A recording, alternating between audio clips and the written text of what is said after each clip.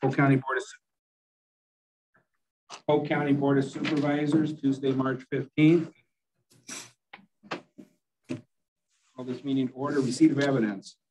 The County Board of Supervisors March 15th meeting notice and agenda was posted in the Government Center building in 2 places, posted on the county website on March 8th, 2022, and was published in a legal newspaper the week of March 7th, 2022.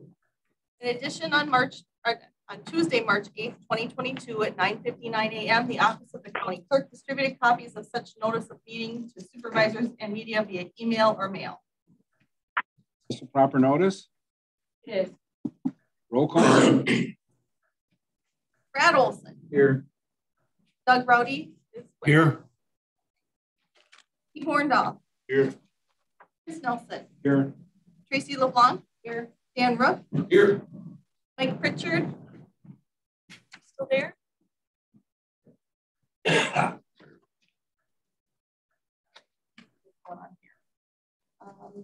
So Sharon Kelly. Here. Tim O'Connell. Here. Ian Middleton. Here. Jay Luke. Here. Fran Duncanson. Here. Russ Arkan. Here. John Bonaprise we have. Webex. Here. Demoing. Here. We have 14 of 15, but we'll watch for Mike and see what goes on there. Might be him again. Okay. We'll mark it. You want to try it again? Are you there, Mike? I'm here. Okay. Please stand and pledge allegiance. Pledge allegiance to the flag of the United States of the United States. Under God, indivisible, liberty and justice for all. Number 5, raise your hand if that conflict of interest is on the agenda. 6, do we have a motion to approve the agenda? I so moved. Kelly and John, any discussion? All by signify by saying aye. Aye. Carried. Aye. Number 7, matters offered for adoption of consent agenda. All this is corrections of published minutes. Are there any? Was there any there? So we can skip that? Or do we still? I think we still approve it. We can skip it? You approved the minutes. We've approved the minutes. So, We'll need a motion. so we just need to approve the minutes. A motion to approve the minutes. Second. Second. All in favor by saying aye? Aye. Aye. Aye. A public comment.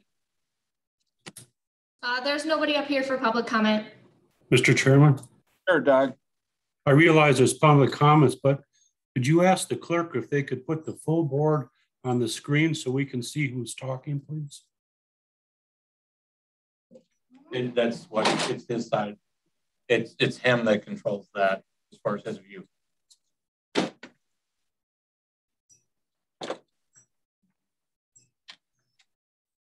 Doug can control that. You want to tell him, Chet, what's going on? Mr. Rowdy, if you Yes. go to the upper right-hand corner of your screen, you'll Yes. see a little grid icon.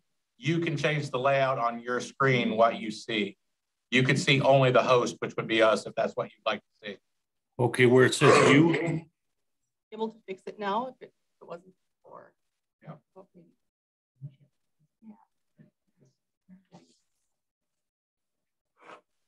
Because that's a user setting, Mr. Rowdy. Okay, I'm working my way there. Yep. All right, well, you work on that, Doug. We're going to keep the meeting rolling. Okay, thank you. I didn't mean to interrupt. And I just want to make a comment, if there is no public comment, we do have a couple elderly gentlemen sitting in the back row that say they can't hear very well. I'm going to try to speak loud tonight for you. Thank you. Thank you.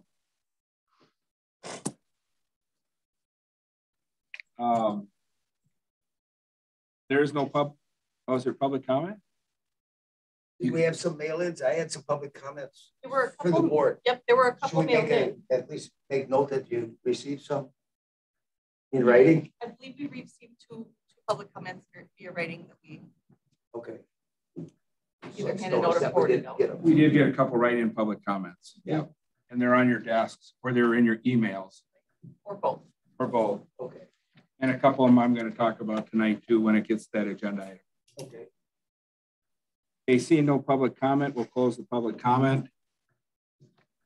So we're at 9, accomplishments from directors, staff, leadership for the last 2 years. So this is something too that I hope we do every term, and I hope the next chair will do the same thing as allow the county to, we did it last month on our accomplishments for resolutions.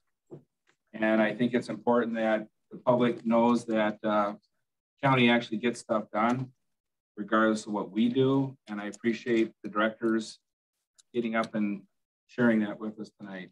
Vince, do you want to jump in? Sure, I'll just say I've asked the directors and the sheriff if they have just a quick update of major accomplishments. We all know they do great work every day, but we wanted to make sure that we have a sense for what all happens that may not get recognized on a day-to-day basis.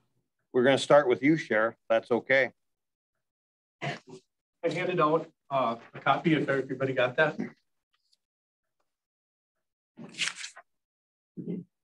We've had a very successful couple of years, considering I think this has probably been the craziest time America's ever seen with the pandemic and everything going on. But one of our biggest successes, and it recently just came to a closure in January, was the cold case hit and run involving the death of Richard Cobanez and Ben Juarez out at the Round Lake community. The deputy who was mostly responsible, although it's a team effort, he'll be the first one to say that, did receive national recognition for that. And it brought closure for the community. And I built a lot of really good, solid relationships through this process, including with the tribal police department. So very successful. I wanted to touch on the pandemic. You know, that was a lot of uncertainty when that came about, and the leadership in this county was outstanding. And we met virtually every day on the policy committee for COVID. And that was with public health and all the relevant departments. And I think we accomplished a lot of good things.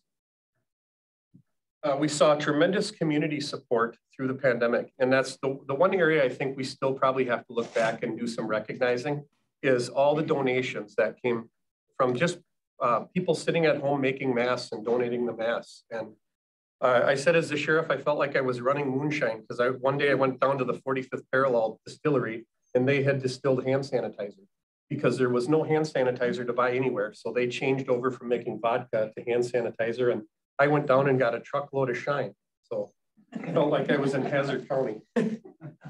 Anyway, and then through the pandemic, of course, there was a funding source. We did get a body scanner for our jail. And this June, when we do the jail inspection tour, you'll get to see that. It's like airport technology, how we have a body scanner. So that should eliminate contraband from ever getting in the jail. The impacts on the jail with COVID, when the pandemic broke out, they served us, all sheriffs got a letter from the ACLU threatening to sue us if any inmates got ill or passed away as a result of the disease. So I'm proud of how our jail staff handled this. We did not have any major outbreaks in our jail. And I think that's a testament to public health providing us a nurse back there and just the collaboration with everybody taking this serious. And another thing I want to mention is the administrator came in my office the first week of the pandemic and stole my chief deputy, Chad Roberts, away from me, which created more panic. But I did make Chief Deputy Don Burrows. I promoted him to that same week, and he's been a great fit. So with county board collaboration, I just want to quick touch on. I want to thank former Supervisor Brian Masters and then Brad Olson for moving the Second Amendment resolution through the county. I hold that Second Amendment near and dear to my heart, and I really appreciated the collaboration on that. Also, the unanimous passing of the American support of the American police officer means a lot to us that wear the badge.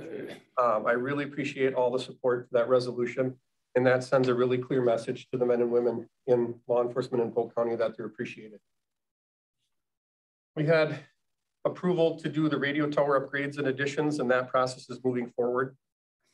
We were able to do jail cameras and controller updates by, funding from the county board and your support.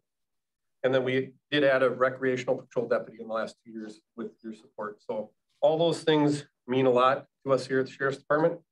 And I just want to recognize some of the donations too in the last 2 years we got, because this is really important. We had someone donate some body armor plates They just called us up. And as you know, we always get resolutions to accept those donations. And I appreciate working with you when we get these donations. We were able to get some firearms range supplies donated. We had a very generous donation to the Badger Sheriffs, and they allowed a grant procedure for us to get $20,000 worth of safety equipment for the deputies. And on the next committee meeting, I'm going to show that equipment. We just got the defibrillators approved last time.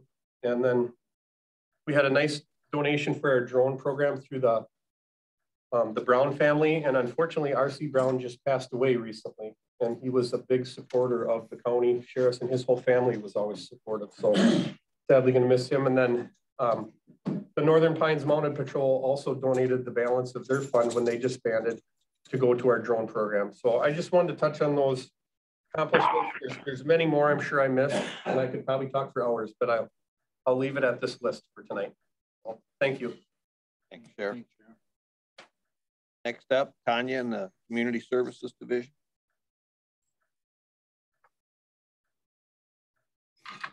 I'll pass these out afterwards, but I don't want to start with the pandemic, but I feel like I need to start with a pandemic.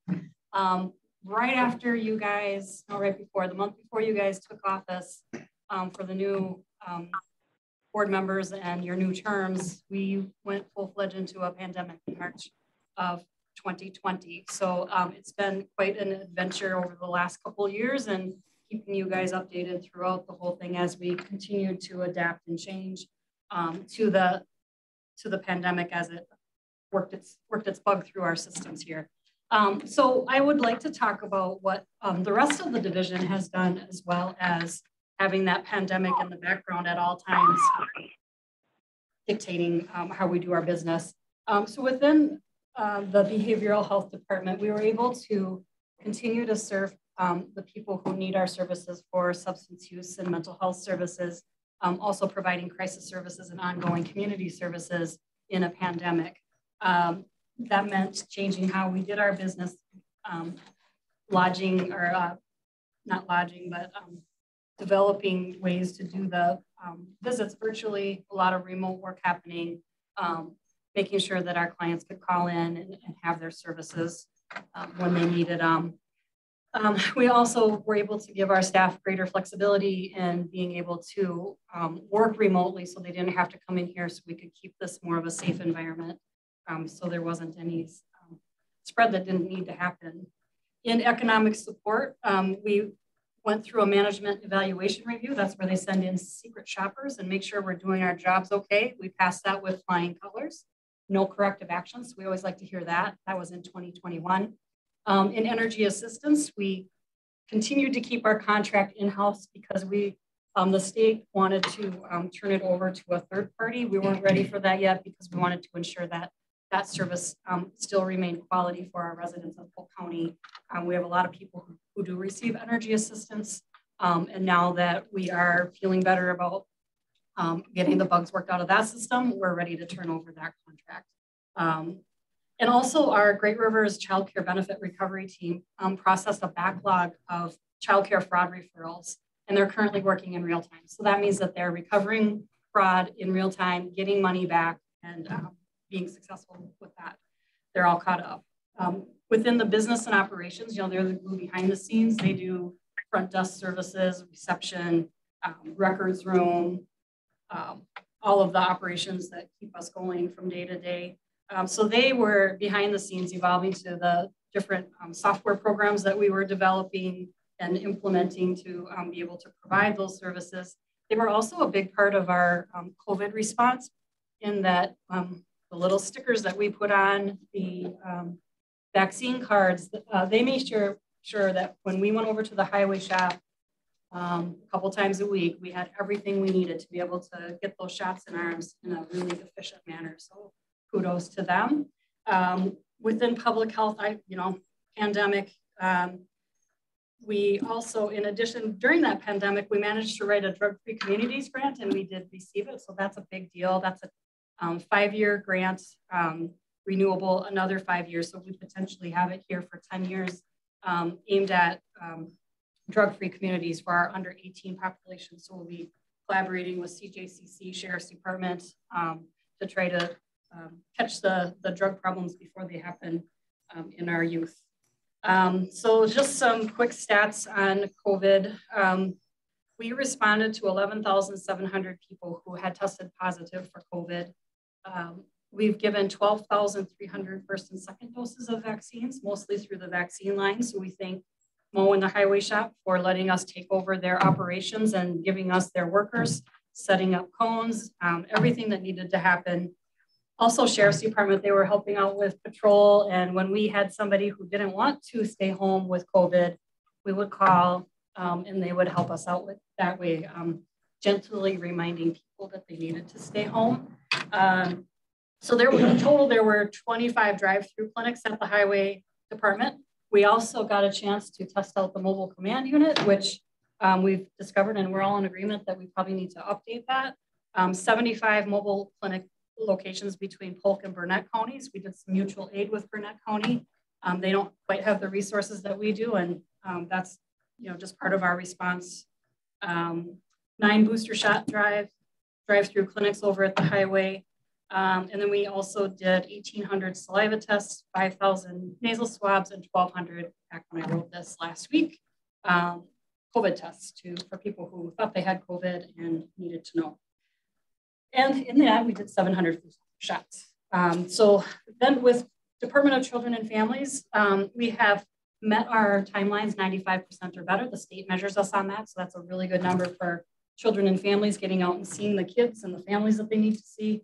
And we're one of the few counties that takes advantage of some special funding aimed at keeping kids out of institutional placements, which cost us a lot of money.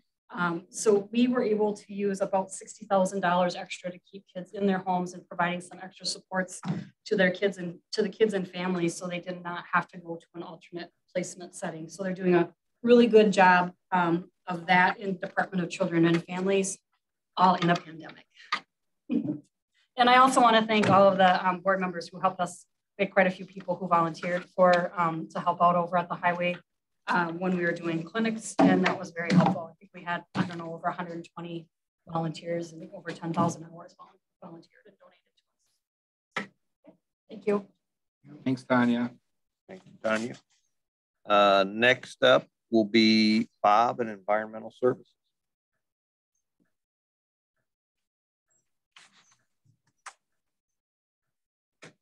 Good evening, everyone. Thank you for this opportunity. On your desk are just a quick outline of projects or initiatives that were implemented, either through collaboration with other departments and divisions or within the ES Environmental Services Division itself. There's a lot here. I kind of look at this as sort of not only a accomplishment report, but a little bit beyond what we do as core functions. These are initiatives that we wouldn't normally do, but we're a product of your direction and policy. And I'll just go through them real quickly. One thing is the identification of county priorities and goal setting. That's something that's on their wall right here. And that was an effort in collaboration with UW Extension, where our staff, along with UW Extension, designed a process, facilitated meetings. I think you all remember the survey instrument. And we compiled these final directional statements for the county. Believe it or not, this is the first time the county boards attempted any type of strategic planning since 2009. So I think that's something to acknowledge. The Polk County Trail Network Plan. Again, our staff, along with PTAG, collaborated with the professional consultants, and we developed a comprehensive park and trails plan. Now we have 13 new trail projects that will be implemented in 2022. So that means 2 recreational opportunities, 2 new opportunities for the 6 user groups that we worked with. So that is a big lift. Talked about PTAG, that was the first, that concept was new. It's a cross-representation of those 6 user groups. And they really served as a steering committee, not only for the development of the comprehensive trail network plan, but for future recreational initiatives too. I think there's some value there. We all know about the Stour Seven Lakes Master Plan as well as the Cattail Master Plan. Those were both developed and adopted, and that master plan for the Stour is one of a kind. That is a Herculean effort, and it identifies recreational opportunities for all user groups. It provides opportunities for the highest projected number of users and increases economic development opportunities within that way. Codification of county ordinances, that's something that historically the county is always trying to tackle. Well, now our staff was able to work with all the other departments to collect all our ordinances, codify them. They're all in one location. So our customer or broader community can research and identify all of our ordinances because they're available and searchable online 24/7. Land use ordinance amendments. You've seen a lot of these in the last 2 years. Big lift on Jason Cheese's part. Really what we've been doing, the Environmental Services Committee has been doing, is we've taken steps to protect our water bodies while addressing, that increased developmental pressures, because we are making this transition from a rural to an urban county. And you'll see that tonight if you look on your agenda. Resolution 1522 has some more robust ordinances, amendments to both the shoreline and subdivision ordinance. And it's an important piece of policy. And then you all remember, this is a product of a lot of your work too, how we've enacted a conditional use permitting regulation through zoning to provide some level of local control on the location and requirements for future and expanded swine, large scale agricultural operations. A couple other things, the adoption of the Polk County 15-year comprehensive forestry plan. We have roughly 17,000 acres of county forest, and our county forester, Mark Gaussman, put together this plan that really documents not only our policies and forestry practices, so our forest will remain sustainable, but also available to all to use and recreate on. Land and county record modernization. This is from Register of Deeds. Sally is near completion in her process of converting all of our vital records, all the hard copy records, into a digital format so our customers, the broader community, can access and do searching of those records online. Another exciting project is the aquatic evasive species decontamination signs. I'm just going to recognize Chairman O'Connell on this. His leadership really pushed this initiative forward, along with Mo and his team. Right now, we've installed decontamination stations at 7 of the 8 county boat landings.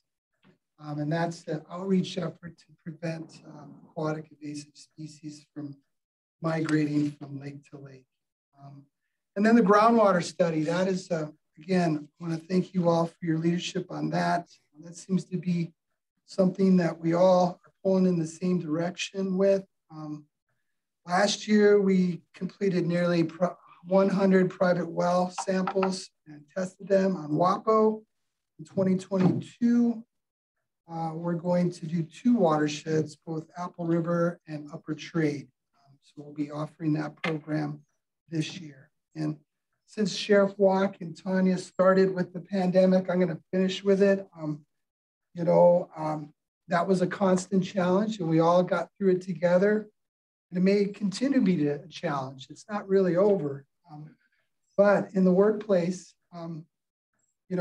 we navigated through it, and a lot to do with not only you all, but the leadership team and the county staff. County staff were all hands on deck, big contributors to addressing and navigating the pandemic, and in particular, as you all know, our public health division. Big players. That's. Thank you, Bob. You're welcome. Thank you. Next, Chad. That's why you got dressed up. Yeah. So I put a list of accomplishments on your desks, but really I want to focus more on achievements. I could write 20 pages of the accomplishments that the men and women that work in general government division that I get to work with made in the past couple of years. General government division is Department of Admin, Department of HR, IT, County Clerk's Office, Treasurer's Office, CJCC. So, I think when you look at divisionally, you should look at what achievements do you want to get to. So for Department of Administration, you can look through the accomplishments. If you have any questions, I'll be glad to clarify. But, our focus was improving customer service and maintaining our solid fiscal standing, and then also promoting Polk County as a premier place to live, work, and play. Those are the achievements that I think are accomplishments. Information technology, improving our security, improving our customer service, and leveraging technology, efficiencies, fiscal responsibility through leveraging technology, using today's technology to propel Polk into the future. Human Resources Department, recruiting, retaining, and developing employees. That is key to what we want for our outcomes. Leveraging technology, once again, you'll see some common themes through the division, and improving the benefits in a fiscally responsible way in order to recruit, retain, and develop employees. County Clerk's Office, improving customer service, leveraging technology. Again, common themes run through the division. The Treasurer's Office, fiscal responsibility. That is the goal down there, fiscal responsibility. And then the CJCC is a little different. It's a bit of an outlier, but it's still fiscal responsibility. How do we reduce, substance abuse? How do we reduce drug dependency in a fiscally responsible way to stay in line with board priorities? And you'll see the accomplishments on there. But I think the main thing I want to point out through all this, and like I said, I'm not going to go through the list of accomplishments unless you have questions, because those are but a few on that list, is teamwork is how it got accomplished. So you take something like the HRIS system implementation. That's IT, HR, and Department of Administration working together to pull that off, because no one department can do it. You take the civic clerk software we're implementing in County Clerk's Office. That's IT, Department of Administration, and the Clerk's Office working together to implement it. You take the management of the health fund and improvement of benefits through proper management. That's Human Resources and Department of Administration working together. And I guess, summation, what I just want to say is, this is an example of what the divisional model accomplishes. This is really the first full term we've had of the board where the divisional model's been truly in effect. And I think when you look at the achievements, not just of general government, but of each of the divisions, when you look at the achievements, all these little accomplishments lead to those achievements. And when we run as a divisional model, it's a much better product for the public. So unless you have questions about the individual accomplishments, that is what I wanted to say. Thanks, John. Thanks. Very good. Mo?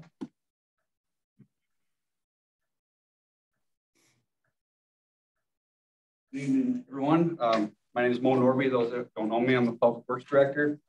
I did pass out at the committee level our accomplishments and a list on that.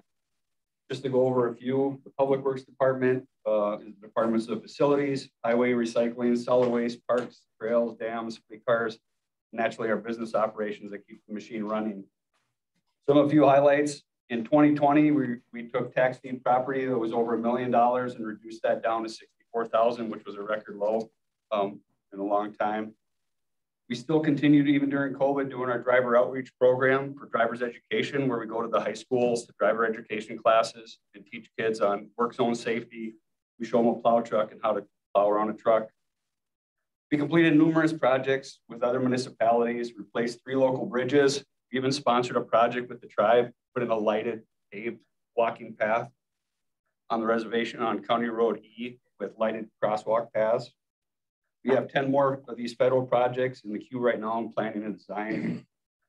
We plowed enough miles in the last 2 years to go from Florida, from Balsam Lake to Florida and back 132 times. That's 280,000 miles of plowing. The county recycling team picked up more tonnage than all our private haulers combined. Of the 2,555 tons last year, Polk County hauled 1,450 tons. So we did a great job there. In March of 2021, we took over O&M of parks, boat landings. We cleaned up and repaired Apple River Park, doubling the camping revenues in 2021. Put up new kiosks at all the locations, installed decontamination signs with Bob's group there. Did several parking lot projects, boat ramps. In July, we took over O&M of trails, expanding the trails in Algren, working with the user groups and PTAG, getting those projects off the ground, and Bob's division on that one. And in the end of 2021, we got to Clam Falls Dam. So that's on the schedule this year to get repaired. But I would want to say, as Chad mentioned, on page 2 of this is my executive team, and there's many, many more men and women of in public works that I'm very proud of. They get a lot of work done. 2022 is looking like the same. We have 70 plus projects on the board right now and moving through those. So my hat's off to the men and women of public works because I push them hard and they still respond and still come to work. So thank you. Okay, I'd just like to real quickly just say something. First of all, you just heard the directors and the sheriff, and I just want to say hats off to them, hats off to all of you for your leadership. All these projects and things don't get done without great people, and hats off to them. They were outstanding. I'll just say from the Department of Administration, when I came on 2 years ago, we wanted to improve the morale and the retention and the performance of our employees. Some things that we've done and implemented include leadership training. We've also enhanced our benefits for the employees to help in the retention area. We're investing in the people, and we expect a return on that investment. And I am very proud, as you've seen tonight, what people can do when they're inspired, given direction, and performing. And, we always said we want this to be the best place to work and serve. And I think people are starting to feel that. So I'm very happy for them. Someone mentioned the long-term priorities. That was something that's very key. And whenever we get busy and whenever we start arguing and we start fighting, we as staff always go back to your commitments, your priorities, and that helps us prioritize the things that need to get done. And that's a big advantage.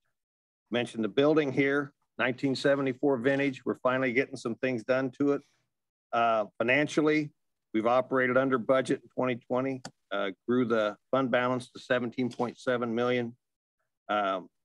And hats off to everybody for their work with the pandemic. It was an unusual year, but yet we continue to deliver those services.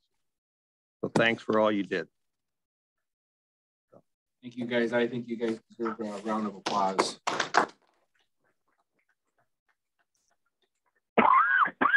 He missed one key accomplishment. What would that be? Surviving Chris Nelson as chair. Oh, nice. It's not over yet. It's not over yet. Almost. There you go.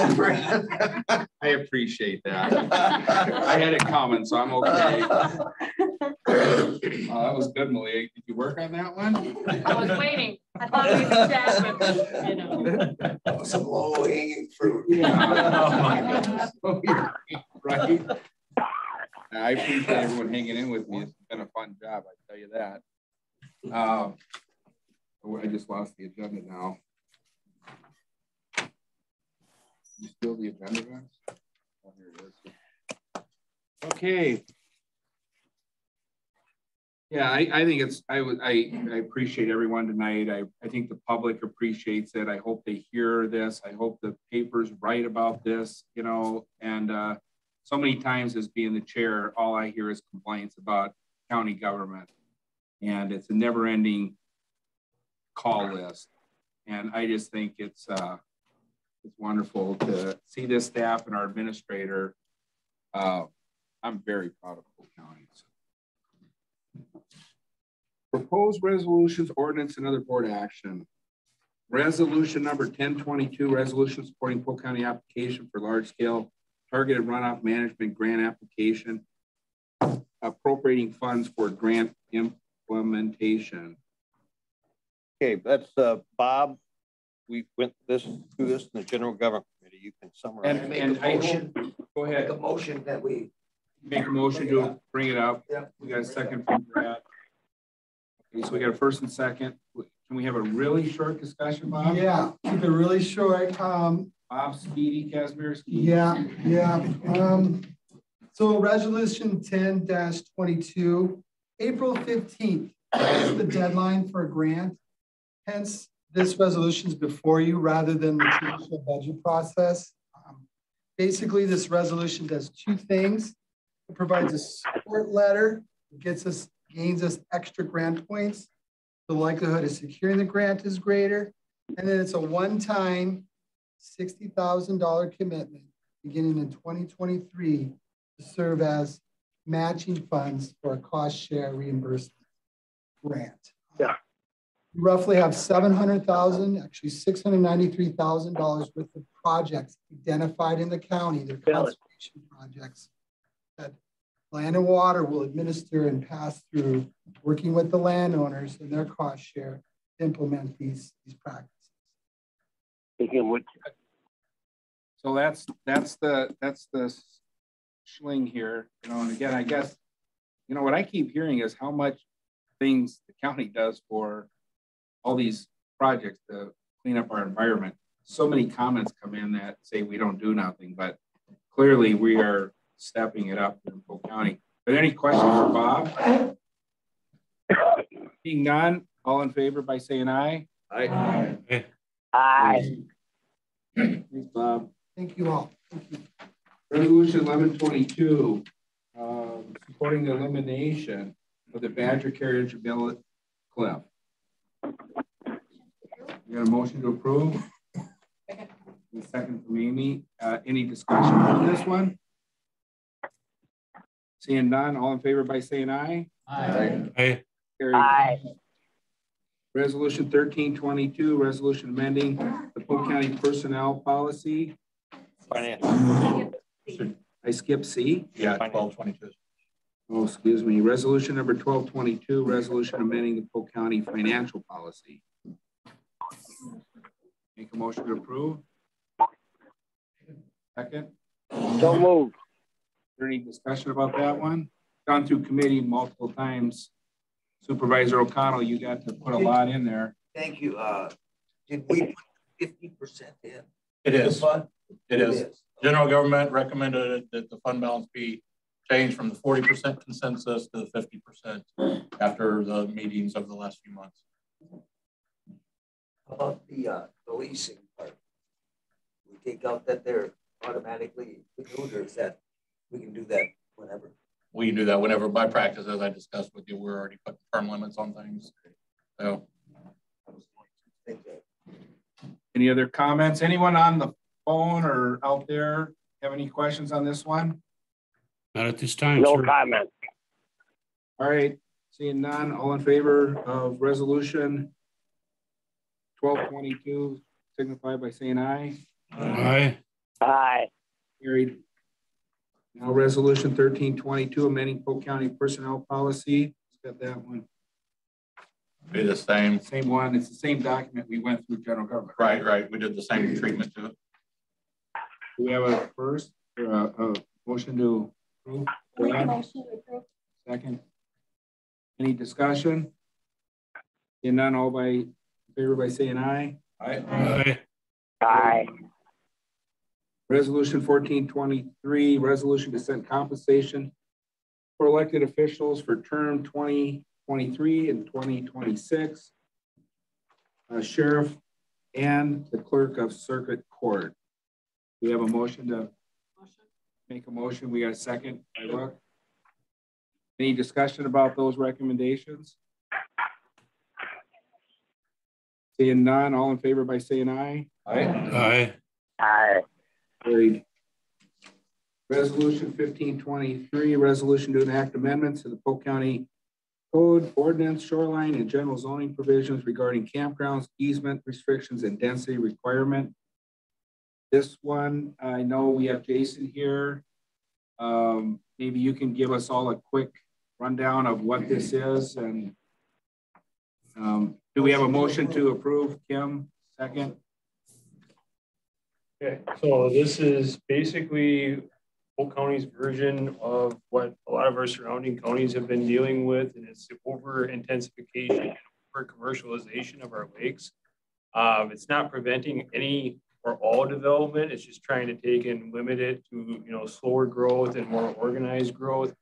So you'll see a lot of the provisions in that are in regards to campgrounds, and there's a few little refinements to short-term rentals in that, because we're seeing a lot of them in our lake properties. And it also, and that has some criteria in that for allowing staff to do an easement review for any type of lake access, providing a docking right or providing an access right. So in short, and that is to keep, X number of riparian properties that we have today the same, unless they meet the actual ordinance requirements to be able to subdivide. So, Jason, can you tell the board and the public there was a process to get to this point? Yeah, so we started this and that last fall. Brian Wenger, and that is a resident on Little Balsam. He's an attorney, devoted a lot of time and hours, and that working through the ordinance. So there's some clarifications. It's been a really good partnership. Brian's been very objective and just looking to take and try to make the ordinance better for Polk County. And so throughout that process, there's several different little amendments that we felt and that were necessary, and the committee agreed. So it does come with full support of the committee.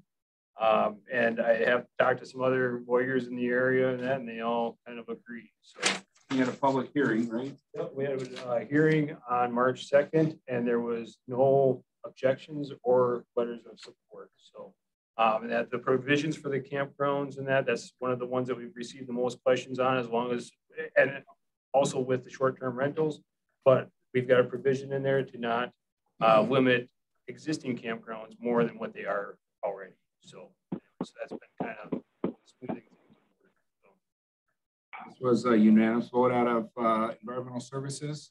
Sure. Any questions for Jason? Oh. No, I'm going to do an amendment. Well, you're going to do an amendment. All righty then. Let's hear it. Okay, page 125 in your packet. Page 125, under conditional uses, we'd like to strike number 9. Who's we? I would then. Okay. Where it says the need of the proposed use. What line? Can you tell me what? Page 125. I'm on page 125. Way in the back. Way in the back. Oh, that. Oh, there. Bottom page of your packet. What are you doing here, Kim?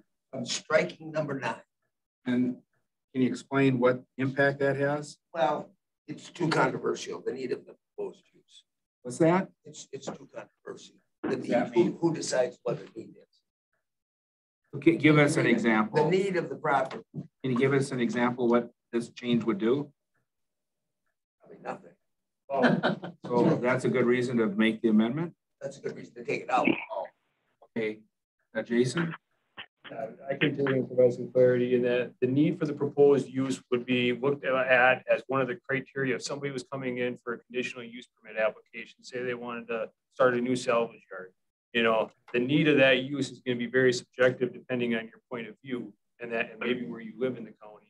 And that's not necessarily one of the criteria that you would normally look at for land use provisions or ordinances, because we're looking at, how are we going to take and protect the purpose and intent of the ordinance, which is, providing clean water, providing noise and that barriers. So, and that by removing that, and that you'd remove that subjective provision. But I think he's got an amendment to provision 12. I got, yes, to finish my as well. Are you, that, which want to vote on all these as one amendment? I only have this one with two different ones. Two different ones, okay. This would be number 12. So there was some discussion on that one before you move on by Supervisor. Well, I need a second.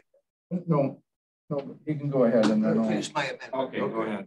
So number 12, just where the slash is, or the public's point of view. So it's going to be the same as number 9, about the same explanation. So what are you taking? Just the last 12, or the public's point of view. Oh, just remove that. Yeah, which is almost the same as number 9. So it reads, the request is consistent and not contrary to public interest. Yes. You're going to leave that in. Leave that in. You're just going to get rid of the and, slash, and the rest. Yep. So that's your 2 amendments. That's the one for those 2 lines. Right, Supervisor Olson? He needs a second yet, right? Yeah. Yeah. Yep, I'll second it. And then that is how the committee passed it with those out. Oh, you did? Yeah, so it isn't, that was our recommendation to the board. It had already been published in that on the paper and that beforehand, so, but it did come through the committee with those 2 changes. So, yep. Any other questions on this? So we're gonna, any other questions about the amendment? We'll have for accepting this amendment, we'll vote by saying aye. Aye. Aye. Aye. Against, same sign. Carried. All right, so any other amendments to this document? Seeing none, all in favor by saying aye. Aye. Aye. Aye. Thanks, Jason. Thank you.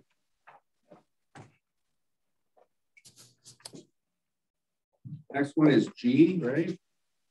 Resolution 1622, resolution to allocate funds in the 2022 budget to support local emergency responder agency. Administrator, do you have something to say about that first? Yes, I do. It is a faux pas on my part that we did not assign this to a committee. We thought we did, but with all the flurry of resolutions coming in, this one was left off of the committee. So to bring this to the floor, we need first a 2/3 vote of this committee to say, yes, let's go ahead and vote for it. It's in your packet. It was on the board agenda. We just didn't get it on a committee agenda. So, and Supervisor Warndall was the sponsor of this. Is it time sensitive? Is that? Yeah, Is it time yeah, it is sensitive? time. Yeah, it is time sensitive. It is. Why is that? Is it a grant thing? Well, to some people, I think it is time sensitive. We can get into that as we get into this. Jay, you said you want to make a motion to bring it to the floor? Right. Okay, we got a first, we have a second. Joe? So we need 2/3. Does everyone understand that? We'll need 2/3. So we'll have to do a roll call vote. We start with Yes. Ben Duncan. Yes. Russ Arkan. Yes. John Bonaprise. Yes. Joe Demeling. Yes. Brad Olson. Yes. Doug Rowdy. Yes. Steve Warndall. Yes. Tracy LeBlanc. Yes. Dan Rook. Yes. Mike Pritchard.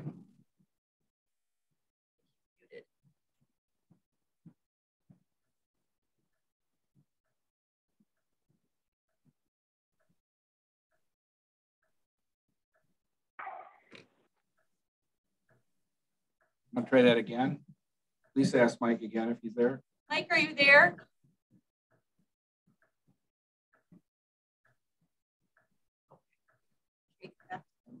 Sure, do everyone else first. Sharon Kelly. Yes. Tim O'Connell. Yes. Amy Middleton. Yes. Yes. We do have 14. Okay, so we have the 2/3. We have a motion to bring it to the floor. Discussion about this. Mr. Warndall, would you speak to this resolution? Sure. With the pandemic, everybody get paged to go to a house. Dispatch done an outstanding job of telling us ahead of time that we may or may not be dealing with a COVID patient. So all the departments incurred more costs for fuel, supplies, and they only get paid a percentage of mill rate. So they don't get any extra money. They don't get paid for these runs.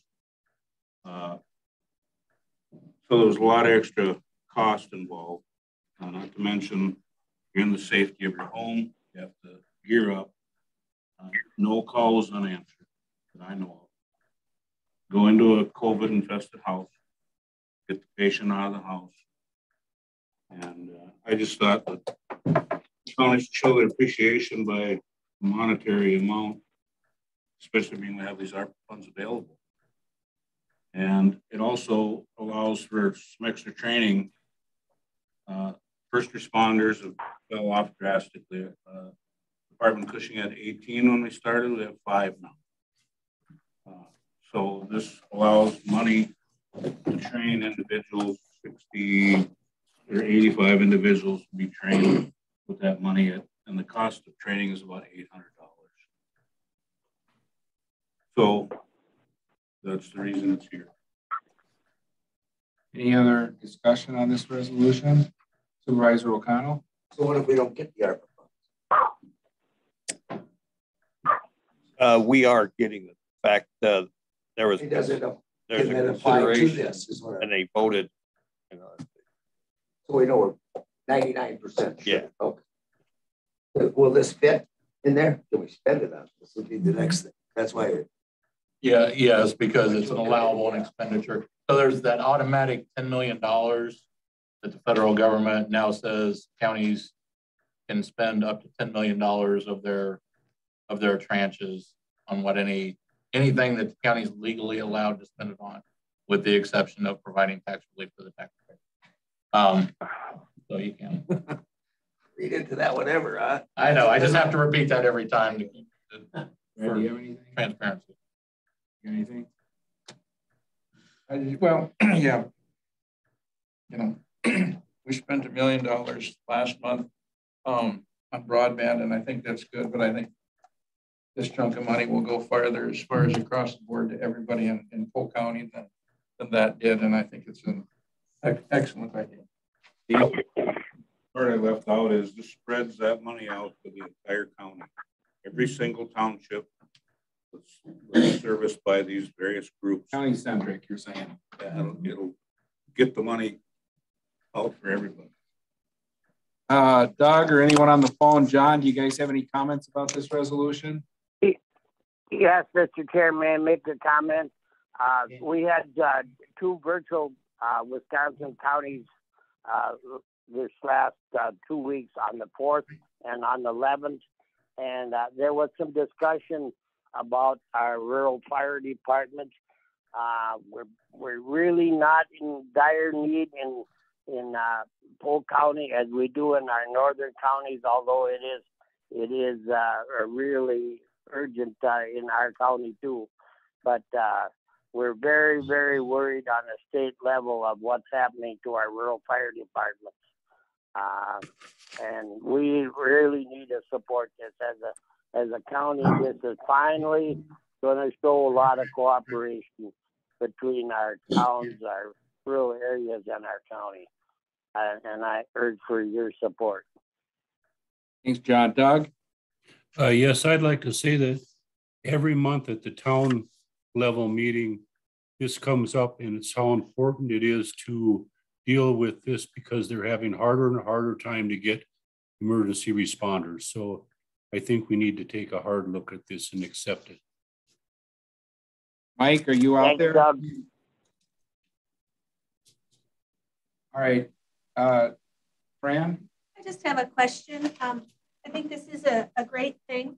I have a question about the funds on a first come, first served basis. Is all of the first responder entities in the county going to be notified that this is available to them? Or is this something that we automatically send each one of them a check? Or how does that part of it going to work? Because I wouldn't want to see anyone miss out on this because they didn't know about it or they didn't know how to get the money. Go ahead, Chad. So working with Supervisor Olson, we think we got an accurate count on the number of agencies, which we believe is 21. I built in an additional 2 payments in the event we missed somebody, but we believe we have an accurate count. I think the first come, first serve speaks more to the $50,000 for the training funds than it does the $10,000 per department. Okay, thank you. Joe, you had a question? All right. Any other discussion? Seeing none, now we need to do a roll call, right? Because this amends the budget. That's correct. It's an amendment to the budget. We'll have a roll call vote, Lisa. Okay. Fran Duncanson. Yes. Russ Arkin. John Bonaprise. Yes. Joe Demmeling. Yes. Brad Olson. Yes. Doug Rowdy. Yes. Steve Warndall. Yes. Tracy LeBlanc. Yes. Dan Rook. Yes. Mike Richard.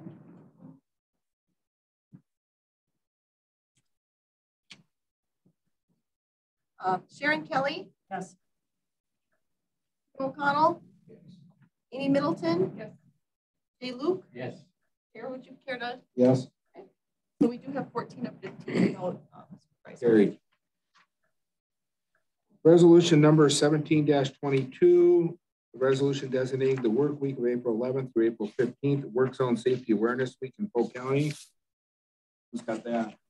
Mo. That's mine. This is a support resolution for work zone safety, designating that week in Polk County as work zone safety awareness week.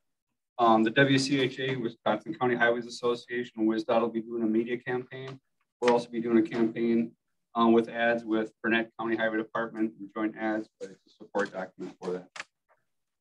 We have a motion to bring this resolution to the floor. Jay first, Joe second. Any other discussion about this? Seeing none, all in favor by saying aye. Aye. Aye.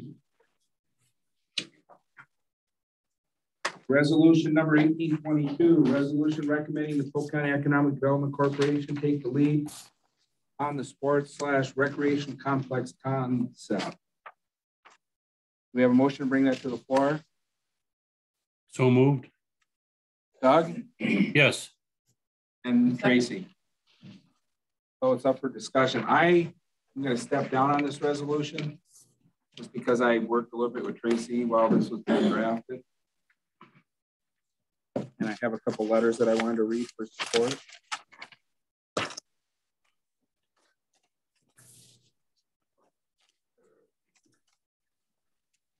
All right.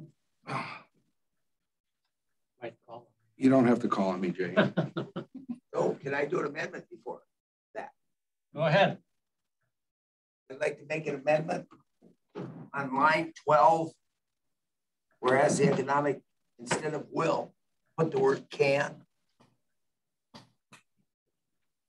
All right, and then on line 26, the county, no fund staff to be used on this concept at this time to be added. And those two, so that would satisfy the fiscal legal impact, I hope. Does that satisfy those then? Okay. It would. I'll second that. A second. Comments? Yeah, I do. I got to find the resolution now in this Last page. The very last one? Okay. Call on Mr. Olson instead. Yeah, go ahead. Well, I'm just wondering if we're defining what at this time is. At this time, just now. I guess I don't know. How do you want to define it? Well, yeah, I don't know because I'm trying to figure out when at this time is. I mean, I would, but. So it doesn't say that we'll never do anything, is what I'm trying to get.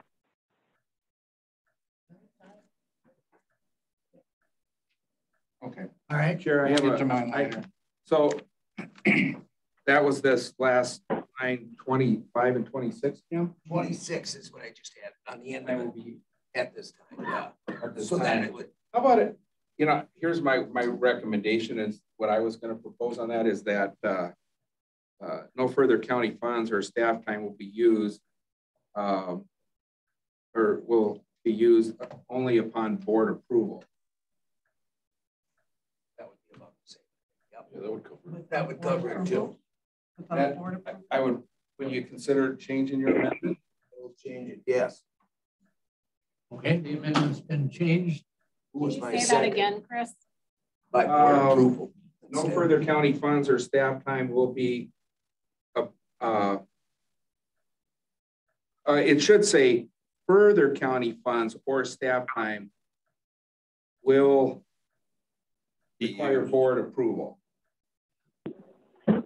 Maybe read, I don't know. I understand what you're saying. I think. Can you help with that language? Yeah. So if you simply say no further county staff or funding will be appropriated to this project without approval from full county board. Correct. Something like that. Okay, something like that or like that. Well, that lawyer got that. Well, she didn't get that any better than I did. That's Brad. You know, and I'm a carpenter by trade. I'm starting to use that as my new line. Your phone's ringing. You want to answer it? No. Sorry. Thought we'd get rid of you for a while. So anyway, just for clarification, that'll still cover our fiscal legal impact. Yes. Okay. So we've got amendments involved. Would you read them back then so we know? I was hoping that Malia could repeat her portion again, just so I can get the wording down correct. First of all, what were the first strike was what? Up on line 12, the word can on the very end. Strike will, understand can. that. Yeah, that one's straightforward. Okay, and then the next one is going to be. Next one is the 25, 26 that Malia then wanted to. Okay. And no further county funds or staff time will be used on this concept unless approved by the county board. Okay, does that consist of your recommendation for amendment? And we have a second by Fran. And the word further needs to be stated. Oh, yeah, that's my fault. Okay, you got it? Yes, that will work.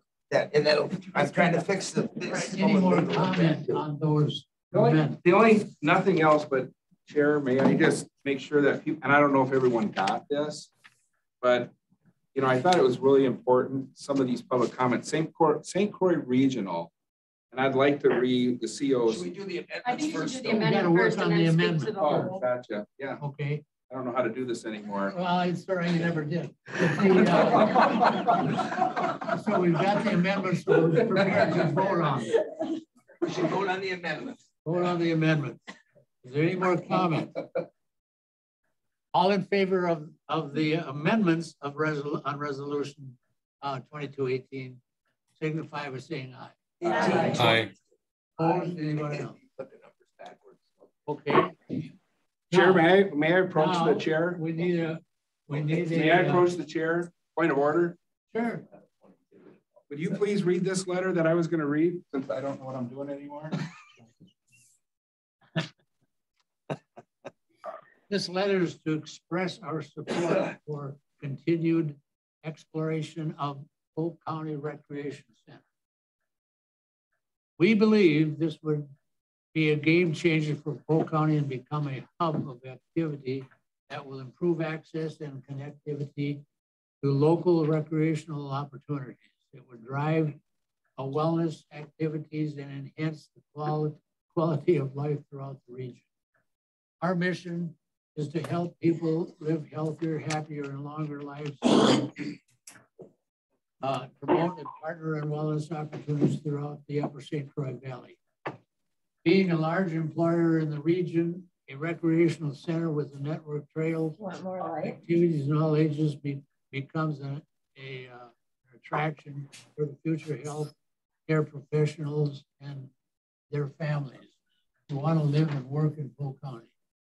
This will have a multiplier effect of affecting business growth and development throughout the region. Thank you for your consideration. Sincerely, Dave Dominowski, President and CEO of St. Croix Regional Medical Center. Thank you, Chair. Okay. Any more input on? Okay. Brad, do you have something? Yeah, I'm just kind of wondering, and I don't know if, this is good time to, appropriate time to ask it or not, but I don't think the full board ever had a presentation in the study that was done. And I've been told a couple times it was going to be on the agenda, and it hasn't been on the agenda. And a thought that I have is, how do we how we want to send this to anybody if we have not examined the study that we paid money to have done. I just think that that's something that we ought to consider, and things have kind of rolled over the top of that and kind of rolled over the top of this. There's a lot of information in here, and you know, I understand the EDC can look at it as well.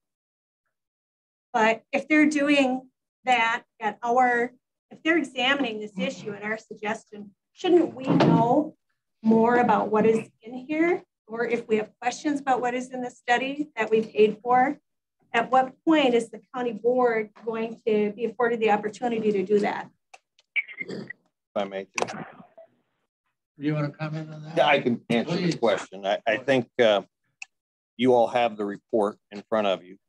I gave a general overview of it, and we were bumping against the transition to a new board along with Ms. LeBlanc's resolution. And therefore we said, let's discuss if we want to continue spending time on this or not. We thought that would make sense.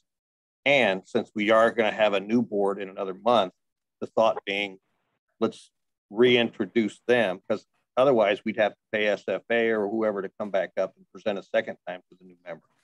So that was the rationale. Sure. Okay. Comment. It was, like I said, it was on one of our draft agendas a month or so ago. And when Tracy said, hey, I'd like to rethink this, that, you know, so it got pulled from the agenda. They were actually scheduled to come here and give a full board presentation. We've had it in committees, a couple committees. And so, again, that's why we thought let economic development take the lead role. And I believe they're planning on coming and doing a presentation early in next board's term. Any other comments on this? Well, I would ask, does economic development want it? Or are we just giving it to them? And if they do have an interest in it, I would think we would let them take it for a while, see what they can develop of the concept. And if they need money or need staff to continue, then we would come back in as the board. So does economic development, will they take it on? I don't know. Go ahead. Yeah, so Mr. Howard contacted me about this resolution. I gave him that stuff that was being discussed. His comments were, and he had it with his board, I believe today's Tuesday. He had it with his board too today. He discussed this resolution on our agenda. And I think their biggest thing is what is his words? What is the board's, how do you put it? You know, what's the board's intention, or what does the board want us to do? And he says they're fully prepared to do this. He would like to come talk to the board about what role do you want economic development to play and work with the administrator.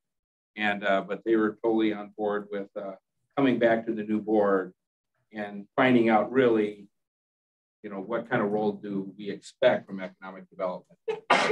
So they were asked, their board and their director both said, yes, we will engage in this, but definitely wanted to get the new board's feeling of, you know, how much time do you want us to spend on this? Okay, thank you. Any more discussion? Well, the resolution with the amendment is on the table. I'm seconded. Without any further discussion, we'll call the question. All in favor, signify by aye. Aye. Aye. Pat, you want to take over again? No, you got it. I wanted to give the chair's report. I wanted to kind of compliment you on one thing, just kind of clarify my last comment. Anyway. You know, I've been in agreement with you all along for 2 years, and it's old. It's getting old. The last comment I made about his effort was in jest. I hope everybody understood that. course, I say a lot of things in jest. So anyway, that brings us to 11, confirmation of appointments made by the county chair. You want to take over here and make? Do you have any? You're the chair. Yeah. No, I think everything's going pretty well right after you step down. Yeah, I think it's good. Okay.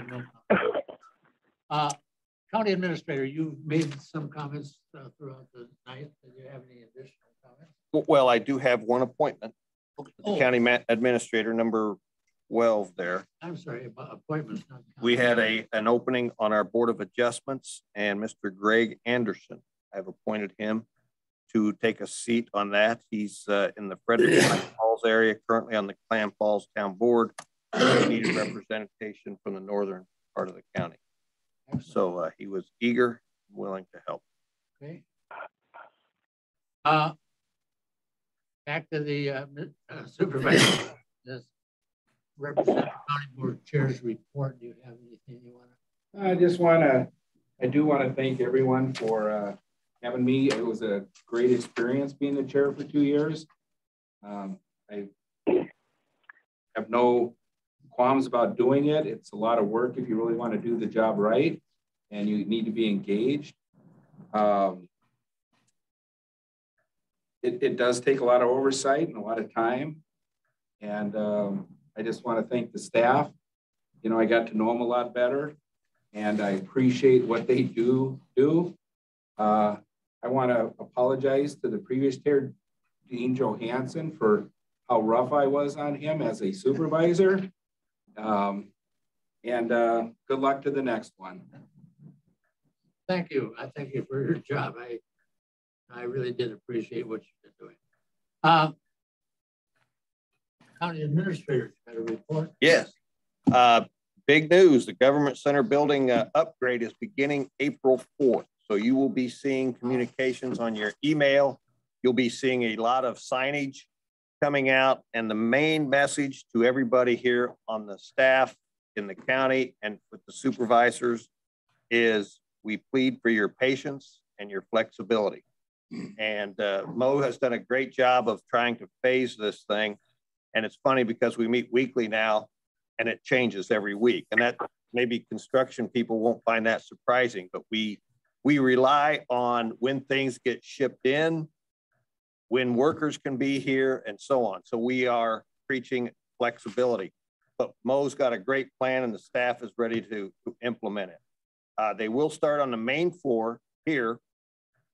And just so you know, a couple of key offices, the treasurer's and the deeds office is moving over to the old jail.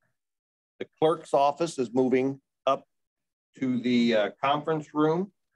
And let's see, the public entrance for the time being will be down here on the east side of the building. Staff and everybody will be parking back here. This front parking lot will be construction. Pardon? Okay, yeah, thank you. Lisa made a good point. The committee meetings and board meetings starting in April will be over at the Justice Center. So when we send out our agendas, we'll have to update those. Right now, we've got the, what's the room over there called? The community room, yes, which will be great for committee meetings. We're looking at one of the courtrooms, courtroom 3, as a possible site for the board meeting. It's a little larger and so on. So we're going to be doing that. Again, Mo will be communicating on a regular basis as these things happen. Let's see. April also is an important month because we have an election.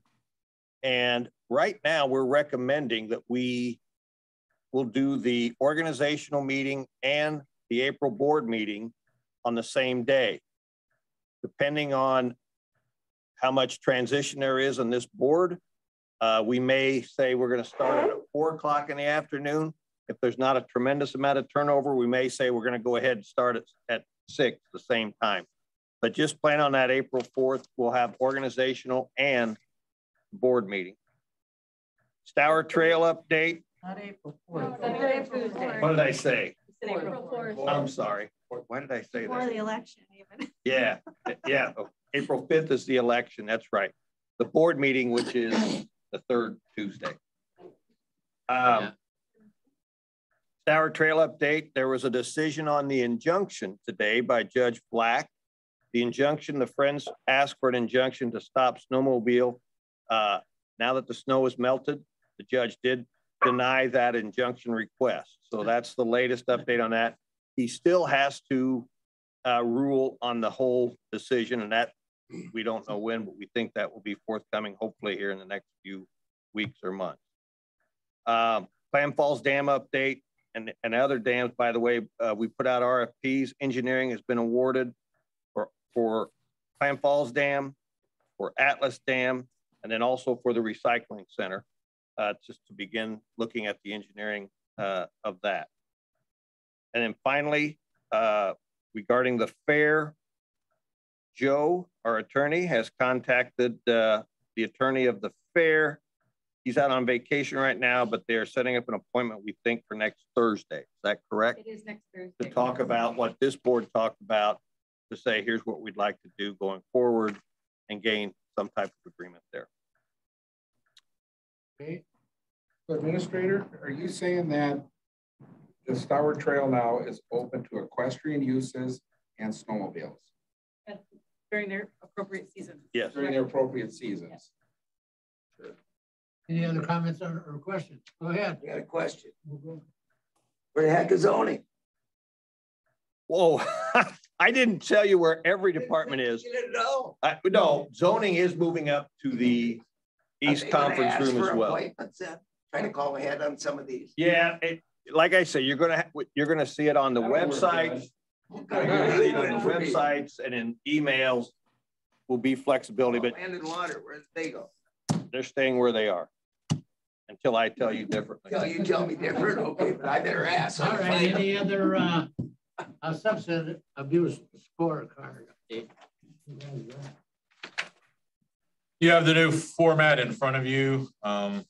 Trends hold, our repeat offenders locally.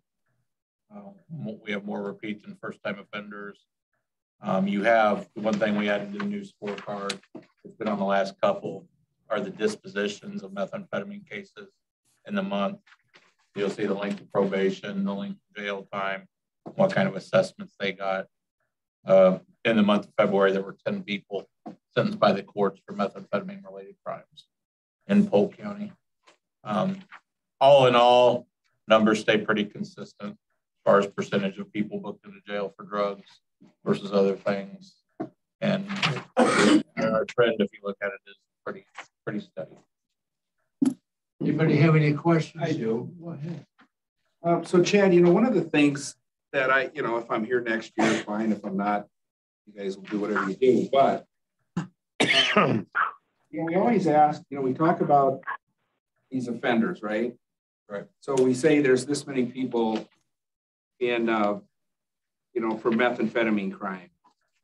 How many of these people, if there's 12, how many of them are going through the process? I think the thing that I feel like we keep missing in this, and the public ask is, we have these repeat offenders, right? So the judges or the district attorneys are obviously letting people out, and they've committed a crime, and then they commit another crime. And then they get let out and they commit another crime. How do we track the performance? Obviously, we know by how many arrests there's made that the cops' performance of how many people they're arresting.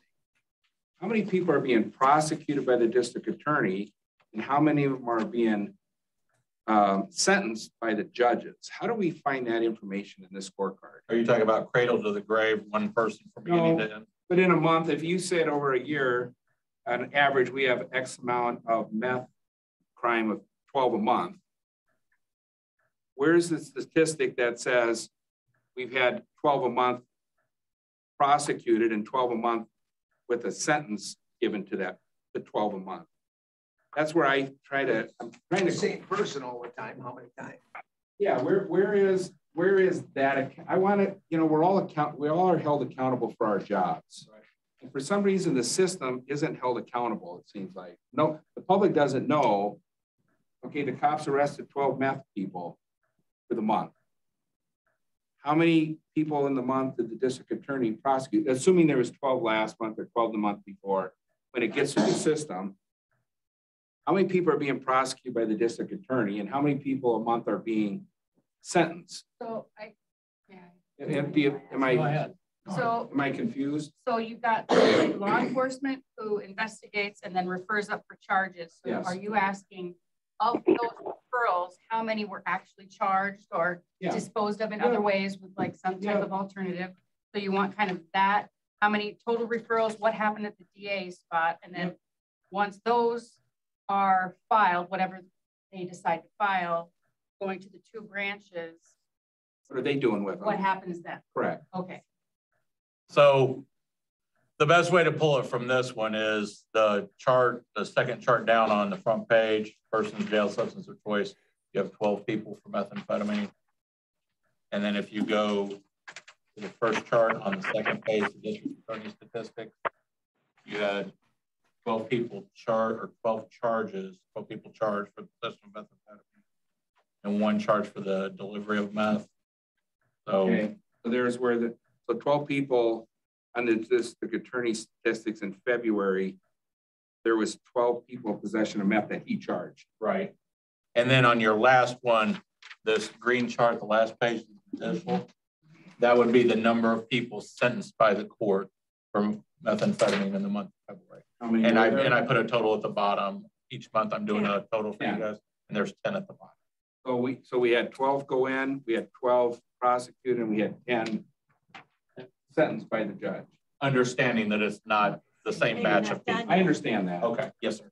Then yes. I think that's the statistic over the course of a year. With this data, it'd be nice to see a snapshot, right? To go, here's here and here.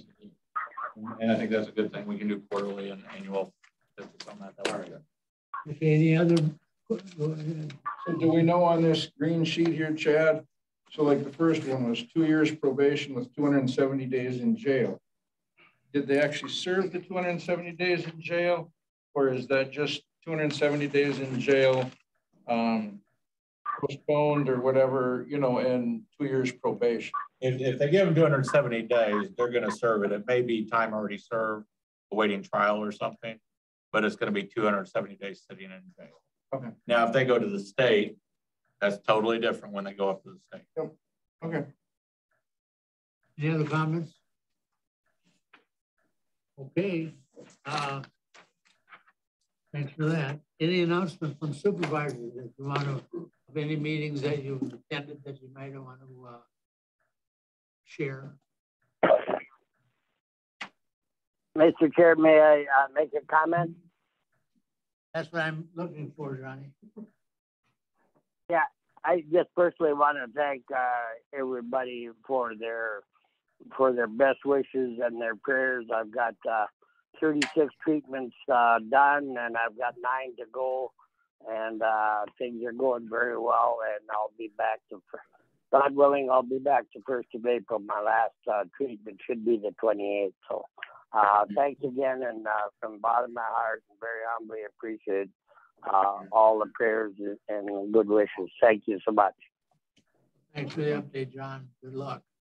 Anybody else want to make some friends? Go ahead. Yeah, I just wanted to announce that Barnell Memorial Humane Society has hired a new shelter director, and she is working now and being trained with the retiring and outgoing shelter director, and it looks like it's going to be a real smooth transition there. Thank you. Right, Milton, did you have something?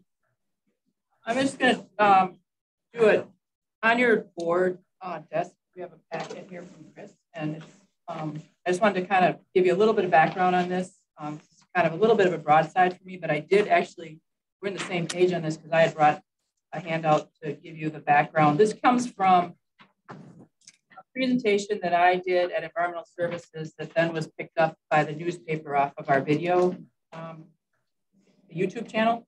And the concept of when I went to the Environmental Services was to sort of say, we had some, you know, PTAG is our first year. We can work on, you know, strive to be better. And I was talking about a couple of moments where we could have public input at the end without getting into the weeds, just kind of a couple little things. The other piece that I talked about was I have heard from my feedback from my PTAG, some of the PTAG members about the parking lot, and they wanted to ask, they were asking for a pause because PTAG never got to take a crack at that as a priority. And PTAG prioritized, you know, when, in our planning 1, 2, 3, 4, 5, and then number 5, and then equestrian was this parking lot piece. And the question that I got as the chair was, why did 5 go to number 1 and start getting implemented? And then when the county started, you know, cutting trees, my phone was ringing off the hook. So I went to environmental services, said, this is kind of what I'm hearing. FYI, as we go through the future planning, we should be, you know, tighten up our community input process piece. So then the Amory pre-press picked it up. Then I got the email from Terry Heyer that you have in your plan that I thought was kind of interesting to be so critical of a supervisor and not at all exactly clear and correct. And then the final piece that you have, and you guys can just read it all and decide for yourself, is the response that I gave back to PTAG, from PTAG to the EDC from Terry's email.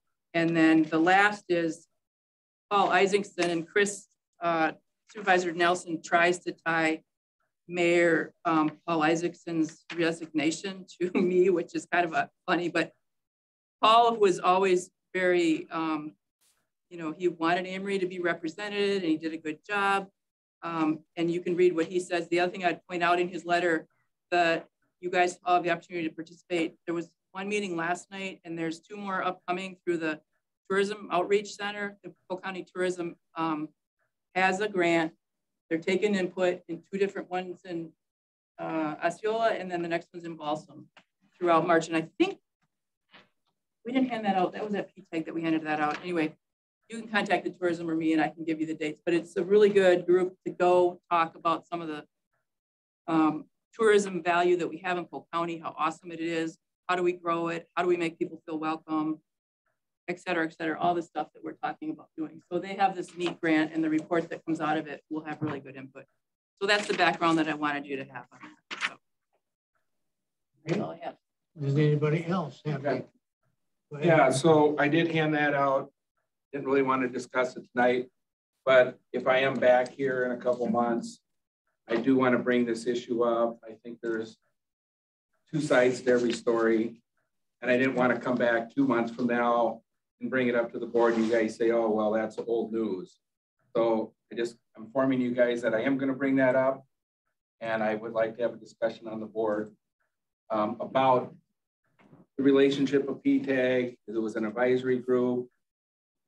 The chair and the vice chair had no voting rights in the group. We were there just to manage the meetings.